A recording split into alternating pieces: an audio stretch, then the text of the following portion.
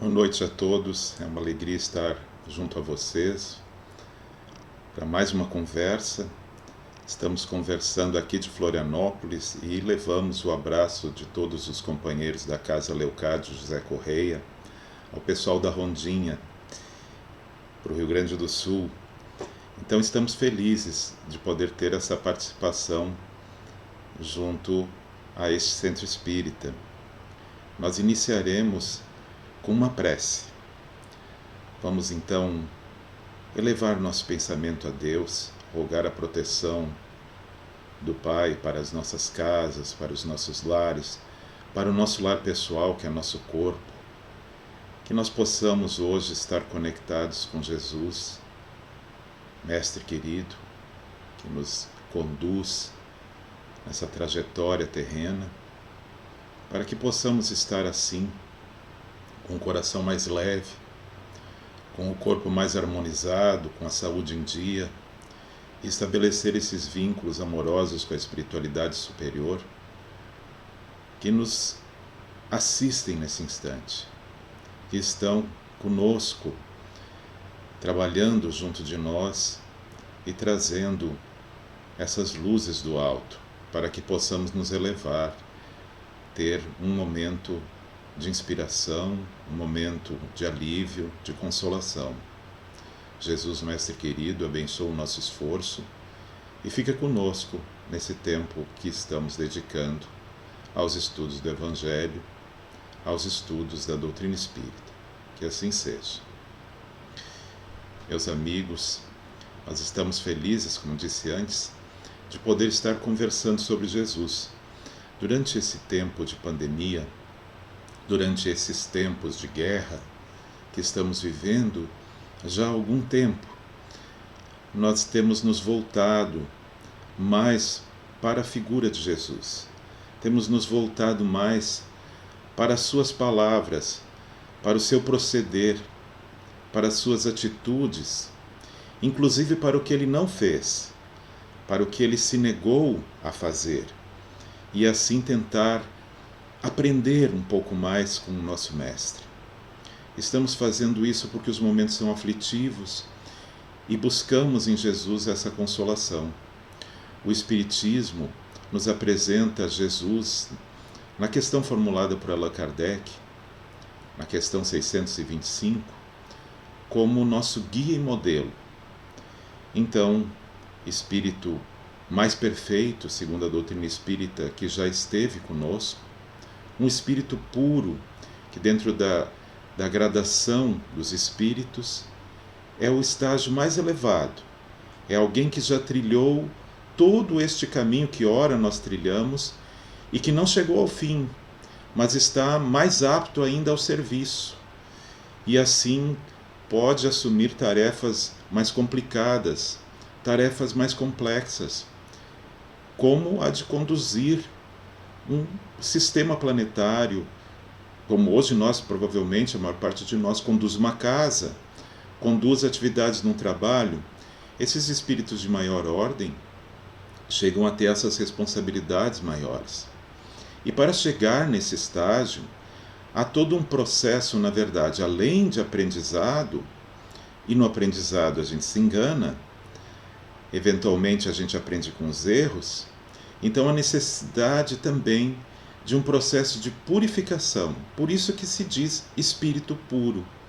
É um espírito que se purificou das suas mazelas, das suas dificuldades adquiridas nesse processo de aprendizado, que é proporcionado não só pelas encarnações, pelos momentos em que nós estamos na vida corpórea, no corpo, encarnados, como a maior parte de vocês que estão me assistindo, como também nos momentos em que estamos na erraticidade, o momento em que morremos e passamos a ter a liberdade do corpo, mas continuamos aprendendo.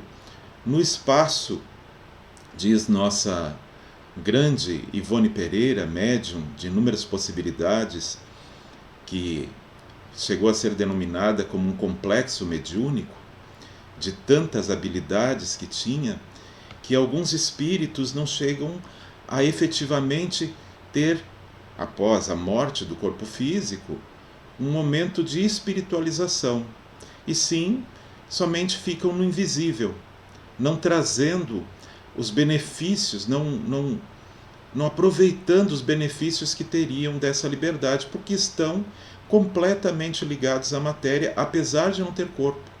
São esses companheiros que ficam rondando pela crosta terrestre, que estão por aí incentivando mil atitudes negativas, são aqueles que ainda ficam fixados às suas propriedades, aos seus relacionamentos, e que não conseguem perceber que o tempo passou e que já chegou a um outro estágio de vida.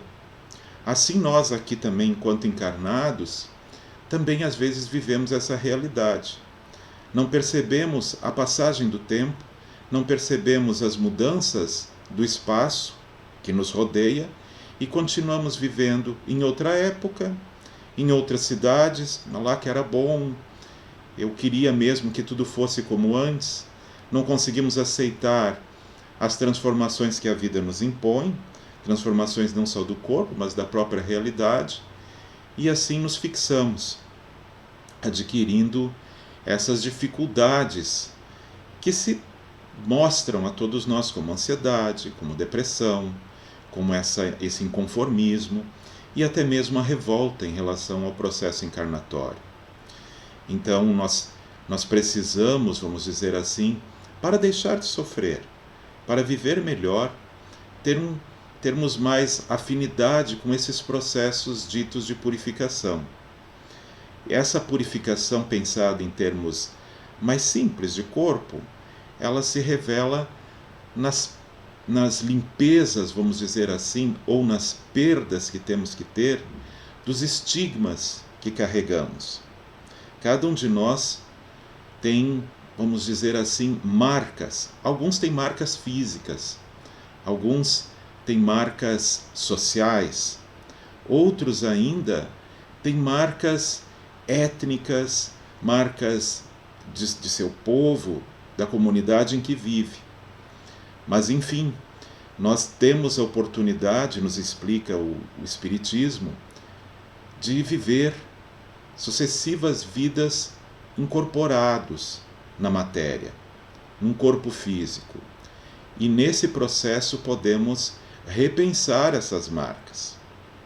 Então, às vezes, viemos ao mundo já com uma característica física que não vai poder ser alterada. Então, temos deficiências físicas ou temos características corporais que nos levam a determinadas escolhas, que nos levam a determinadas situações. Por vezes fazemos parte de determinado contexto social.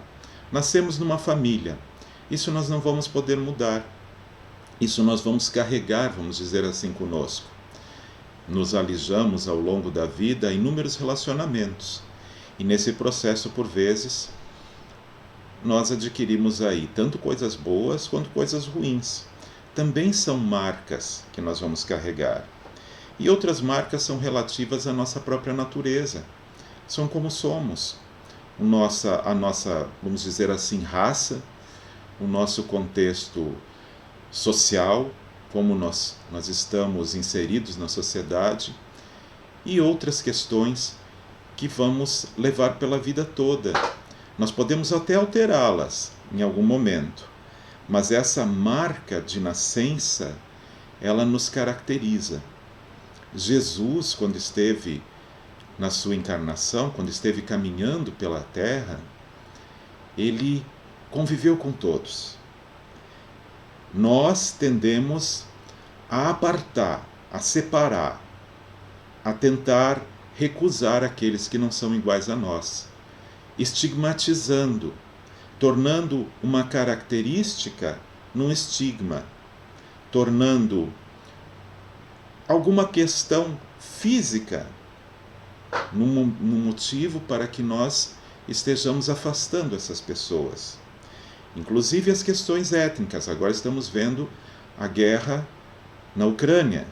Então muitos estão já detestando a Rússia e a sua cultura, quando na verdade nós vemos que a guerra é própria de algumas pessoas e não, obviamente, de todo o povo russo. Mas nós nos perdemos, às vezes, nesse caminho.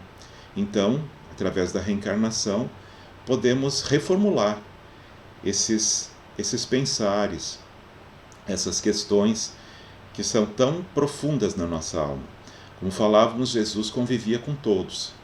Não fazia essa distinção entre qualquer pessoa que a ele se achegasse. Por vezes sinalizava para o povo que ali estava, que reconhecia os estigmas que a sociedade impunha, mas ele não recusava. Uma marca muito severa à época do Cristo, um estigma muito poderoso, era dos ditos leprosos, a hanseníase. Então, nos momentos em que Jesus chegava a essas gentes, ele aceitando, convivendo, estando por ali e inclusive curando aquela doença daquelas pessoas, fazia mais do que isso. Deixava claro a questão da estigmatização. É notório no Evangelho de Mateus a cura de um leproso.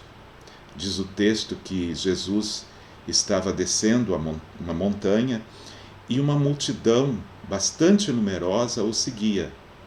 Quando de repente um leproso se achega ali e se prostra diante dele, dizendo: Senhor, se queres, tens o poder de purificar-me. E Jesus estende a mão e o toca e diz: eu quero ser purificado. E imediatamente ele ficou curado da lepra, assim diz o texto de Mateus.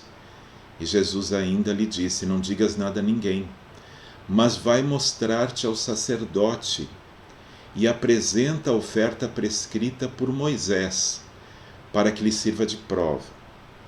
Quando nós lemos esse texto, nós vemos curiosamente que Jesus faz o impensado para a época. Nos contam os textos bíblicos que, ao ser declarado qualquer pessoa como leprosa, isso era feito através de um exame dos sacerdotes àquela pessoa. Ela era imediatamente sectarizada. Ela tinha que se afastar do grupo, cobrir todo o seu corpo com faixas, com ataduras, com roupa.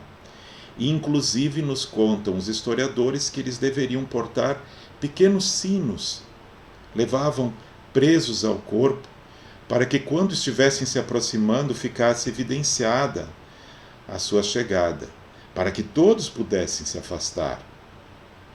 E vejam que no texto o leproso diz: se quiseres, tens o poder para purificar-me. Então não era visto como uma doença, era visto como uma impureza. Da mesma forma, quando Jesus se confronta com um cego de nascença, os apóstolos imediatamente perguntam a ele: quem foi que pecou? Foi o pai? Foram os avós? Porque era visto assim, era visto como algo que era justo e que vinha da divindade, um castigo por algum pecado. Assim era pensado à época. E tristemente, ainda hoje, muitos acreditam ser assim. Acreditam que quando uma pessoa tem alguma situação de doença, ela fez algo por merecer um castigo naquela doença. Não veem aquilo como consequência de um proceder, como consequência, inclusive, às vezes, da realidade que se vive, como algo a ser trabalhado. Então, quando Jesus se achega, ouve este homem, e principalmente o toca, ele vai de encontro, ele vai rebater, ele vai bater de frente com toda a regra estabelecida pela sociedade da época. Quando ele deixa claro que o cego de nascença não era cego por pecado de ninguém, ele deixa margem a inúmeras reflexões. Então Jesus, nesse processo, estabelece novas ordens de pensamento para a sociedade vigente e faz com que todos sejam convidados, inclusive, a essa reforma social em relação ao que se pensa do outro. Então, nesse nesse momento em que Jesus assim o faz o curando, ele estabelece uma nova ordem para os homens e mulheres que ali estavam junto com ele, para que repensassem o seu proceder. O texto de Amélia Rodrigues, escrito pela mão de Divaldo Pereira Franco, no livro Primícias do Reino, informa que naquele momento acontece, não se sabe se todos perceberam ou se apenas o leproso, uma transfiguração de Jesus. Jesus se ilumina.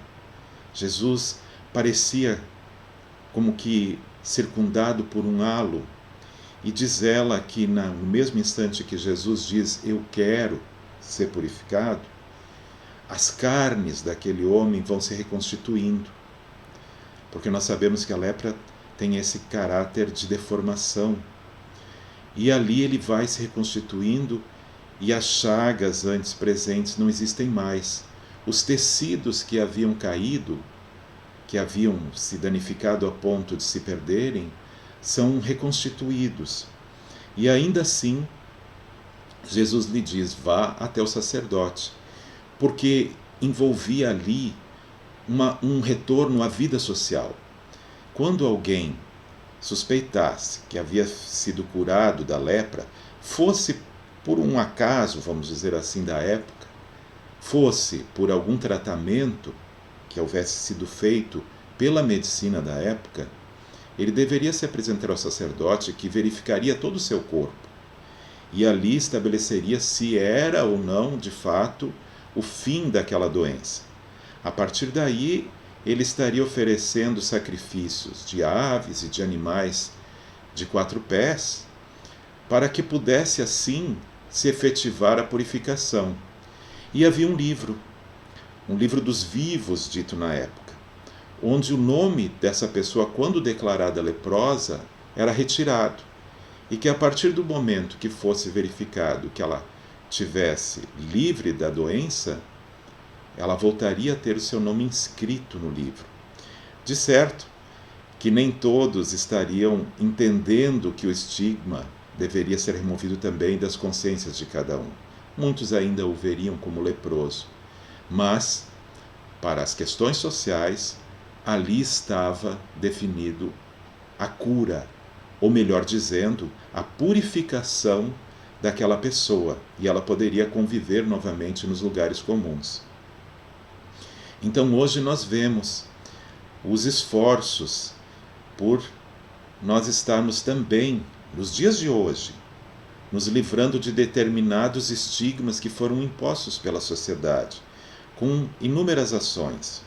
Hoje, determinados estigmas do passado se tornaram crimes, se tornaram algo, eu falo daquele que estigmatiza, se tornaram algo para ser punido, inclusive.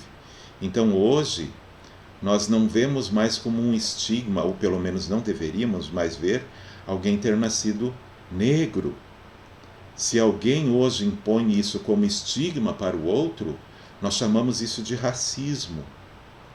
Nós hoje não vemos mais como crime alguém ser homossexual. Então, quando alguém impõe isso como demérito para o outro, isso é visto como crime de homofobia. E assim por diante. Nós não podemos mais, na sociedade atual, desreconhecer essas novas leis. Então, ao tempo de Jesus também havia essa proposta de repensar isso. Mas, sobretudo, havia essa proposta interna de que fosse repensado pelo próprio estigmatizado as suas questões. Então, por vezes nós nos acostumamos com uma pecha ao longo da vida, com uma condição que nos é imposta como negativa, como errada, e nós mesmos reforçamos aquilo. Então, temos que ter coragem, como o leproso teve ao se aproximar de Jesus e dirigir-lhe a palavra, no meio de uma multidão que poderia escorraçá-lo. Nós temos que ter este empenho também por buscar esta purificação, vamos dizer assim, como era visto na época. Então, por vezes nós mesmos nos vemos e os outros nos veem como maus, como aqueles que não têm condições de fazer determinadas tarefas, como alguém menor. Cabe a nós buscarmos a purificação do espírito, da alma, da nossa mente, em relação a essas peixas, a esses estigmas que nos impuseram e que nós mesmos reforçamos por vezes. Superar essas noções depreciativas, essas questões de baixa estima, que nos levam inclusive por vezes à depressão e ansiedade, como falamos lá no início, e que nós estabelecemos às vezes reforços mentais para isso, nos isolando, nos separando, não conseguindo conviver com aqueles que nós amamos, que precisam de nós, e estabelecemos esse momento de solidão, esse momento de apartamento, de nos apartar dos outros. Então Jesus já mostrava que não respeitava, vamos dizer assim, a nenhuma desses costumes sociais. Ele conviveu com aqueles que eram considerados impuros. Ele conviveu com aqueles que não deveriam privar do seu convívio. Nós lembramos do livro Boa Nova, escrito por Humberto de Campos, pela mão de Francisco Cândido Xavier, da descrição de Maria de Magdala. É óbvio que esse espírito, num livro desses, fala de uma forma, digamos assim, até poética. Ele vai falar que Maria de Magdala vivia à conta de prazeres em companhia de patrícios romanos, que caminhara ela sobre as rosas rubras do desejo, embriagando-se com o vinho das condenáveis alegrias. Na verdade, eles estão dizendo que Maria Madalena, ou a Maria de Magdala, era uma prostituta à sua época. E um estigma poderoso cercava essas mulheres e cerca até hoje.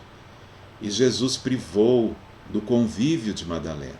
Esteve junto de Madalena, e é a ela que ele se mostra quando ressurge após o terceiro dia da sua crucificação, da sua morte física. É Jesus que se achega aos próprios romanos. Nas mãos dele tem o pedido do centurião, que pede pelo seu escravo, e que Jesus diz: vá, que ele foi curado. O centurião diz: eu sei que não precisas ir até a minha casa, que tu podes enviar como eu comando grupos, que não é necessário que nós estejamos junto daquele que sofre para que possamos o auxiliar. E Jesus ouve o romano e o atende. Jesus fala com a samaritana, povo que também era estigmatizado à sua época, que era visto como inadequado, como aquele povo que não deveria ser olhado sequer. Jesus convive com uma mulher que era chamada de cachorra pelos seus grupos, pelo grupo dos judeus. Ela diz: pede pela sua filha que está doente. E Jesus diz: por que eu deveria atender aos cães quando aqui estou rodeado pelos eleitos, falando dos judeus? E ela diz: mas até os cachorrinhos comem as migalhas que caem da mesa. E Jesus diz que não havia visto uma fé como daquela mulher. E diz para ela: vá em paz, que tua filha está curada. Então Jesus não olhava, vamos dizer assim, com interesse para nenhum desses estigmas sociais que se estabeleceram em todas as sociedades e que se estabelecem ainda hoje. Nós renovamos esses estigmas periodicamente. Mas Jesus nos ensina que o amor deve ser indiscriminado, o amor deve atingir a todos. Este caminho de purificação particular nosso para nos livrar desses estigmas, ele é favorecido pela reencarnação, porque vamos reencarnar, por vezes em corpos, que antes portam uma condição que antes estigmatizávamos. Fazemos assim, e agora vivemos numa determinada condição que antes nós abominávamos. Então é para nós aprendermos. Louvemos a oportunidade da reencarnação. Louvemos o grupo social que nós nos encontramos. Louvemos a família que nós nos inserimos.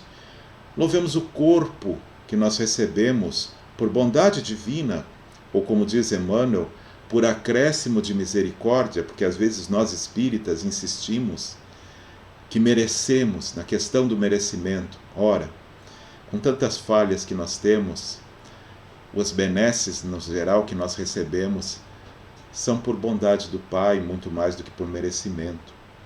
Então, louvemos cada oportunidade. Isso, obviamente, não significa que não devemos tentar melhorar as condições que temos. Isso não significa que nós não devemos utilizar a inteligência que nós recebemos, as capacidades superiores do espírito, para estarmos adentrando em novos caminhos e firmando, sobretudo, a retirada desses estigmas de nós. É curioso que no livro de André Luiz, o primeiro livro da sua coleção, A Vida no Mundo Espiritual, que é o Nosso Lar, ganhou filme, ganhou tudo. Nós conhecemos no geral. Há um relato de um encontro inusitado, quando André estava ainda como aprendiz, junto ao espírito chamado Narcisa, trabalhando nas enfermarias de Nosso Lar, atendendo os doentes que eram recolhidos das regiões umbralinas. E lá eles são chamados por um auxiliar, na verdade é Narcisa que é chamada, porque é uma mulher, um espírito feminino, que ali chegou e pede auxílio. E eles estranham, porque o Nosso Lar, apesar da elevação que nós vemos nos livros de André Luiz, ele é no umbral, ele se localiza no umbral, nas regiões mais próximas, digamos, das esferas mais altas, mas ainda no umbral, e por isso tem muros, tem proteções. E esse espírito havia passado por todas essas defesas, vamos dizer, e ali implorava ajuda. Aí quando chegam lá, a mulher não consegue avançar e pede o auxílio de Narcisa. E Narcisa diz, olha, eu não posso liberar a tua entrada. Devo pedir que o responsável pela vigilância verifique a tua condição. E assim o chamam. E aquele outro espírito, ele olha para a mulher e diz, ela não pode entrar, porque esta mulher ainda não está preparada para aqui ficar. E Narcisa não entende essa questão. Como assim? E ele diz para Narcisa, observe melhor. Observe melhor. Olhe com mais atenção.